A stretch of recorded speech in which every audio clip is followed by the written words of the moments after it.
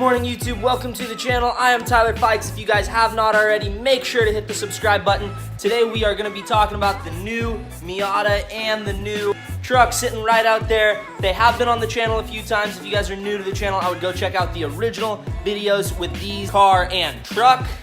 But I have pretty much finished up everything I really want to do to the cars. I had a lot more planned for this one because there is so much you can do. It has a 47mm turbo, hood stack, forged internals, Supra injectors. There is a lot in this engine, and I would love to put the hood back on because I do have the hood. I would love to get this tuned, which would cost about 900 bucks. Get rid of this and get a better air filter and tuck it in right there.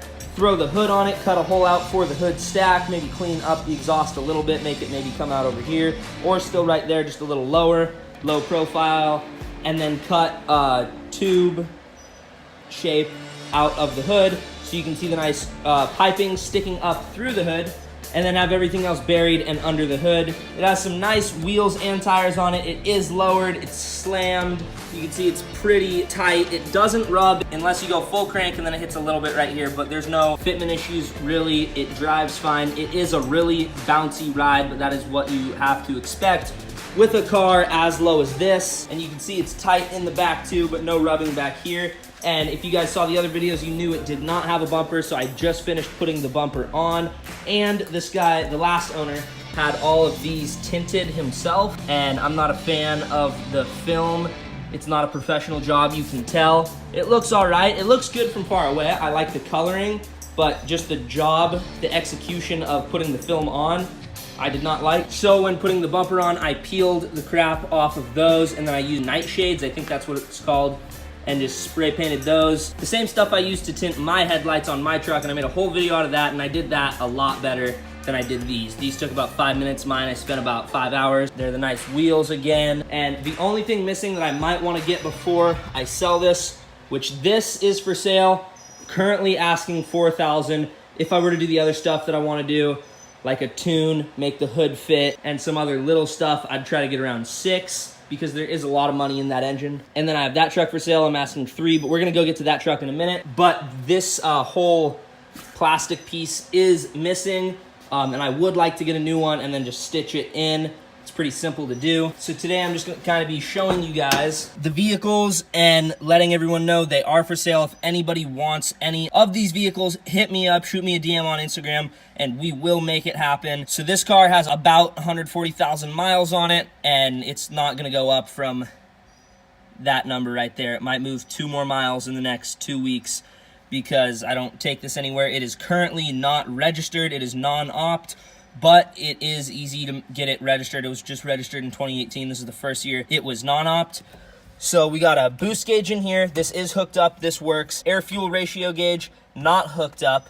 Got a nice Sony deck in here. Hooked up, but the speakers are not. We have one speaker in there, and I would recommend replacing these if you guys are gonna get this car because there isn't even one over there. Now the air does work, and it comes out actually cool. And then the heater works too. You can hear it switch over. So everything pretty much works on this car. It's a 5-speed manual. It's a lot of fun. It's got the handbrake right here. It's super light. This thing only weighs 1,900 pounds. That sound is annoying. Steering wheel comes off. It's really easy. You just click it, and then it pops off like that. And then when you want to put it back on, it lines up a certain way. And there you go. So that's like a racing upgrade. And the only annoying thing about this is there is no airbag in here, and the little airbag light is always flashing when you're driving. It's not that bad, but that is something to consider. Put the key back in, deal with the annoying sound for a second. You can see everything works from the windshield wipers to the air system. Also, something weird about Miatas is to open the trunk, it's in here, and then to open the gas can or gas tank, it's right there in the center console. They are manual windows. Kind of good if you're going to be making this a track car because that keeps it lighter than the whole electric system to do these wood. So this is definitely supposed to be a purpose-built track car. You could daily it, but it'd be interesting to say the least. And you can see we opened that. And the trunk, where we do have the battery in the trunk. That is one other thing I find weird about Miatas. The battery stays in the trunk, even though everything in the engine is up front. You can see that's where the fuel line goes, and then there's the breather hose. And the trunk's actually pretty clean. I painted the whole interior. Overall, it does have some dings and bangs on it, but it runs great. It is pretty clean. It is on a stock ECU right now, and I would like to get it tuned, but like I said, it's about 900 bucks, and I am trying to sell this car, so I don't know if that's something I'm gonna do. If I have it for too much longer, I eventually will, but if someone wants to take this off my hands quick, do it themselves, do it the way they want it. I'm not gonna mess with it. And it is a 1992 Miata convertible, like I said, with a 47mm turbo kit, forged internals, Supra injectors, welded rear diff, lowered, wheels, tires, tinted lights, racing steering wheel, and the thing only weighs 1,900 pounds, so this is definitely gonna be a fast car. It makes about 95 horsepower stock, and now with the turbo kit and all the other stuff in the engine, it's making about 205 to the rear wheels, so that welded diff will handle it, and the welded diff will be great for any kind of drifting. And it does have a little bit of camber on it, so if drifting is what you want to do, this thing is definitely built for that. And it's also going to be pretty good around a track since it's so light. And overall, just a really fun car to drive. I've had a lot of fun just banging it around my neighborhood. So definitely anyone that wants it, shoot me a DM on Instagram and we will make it happen.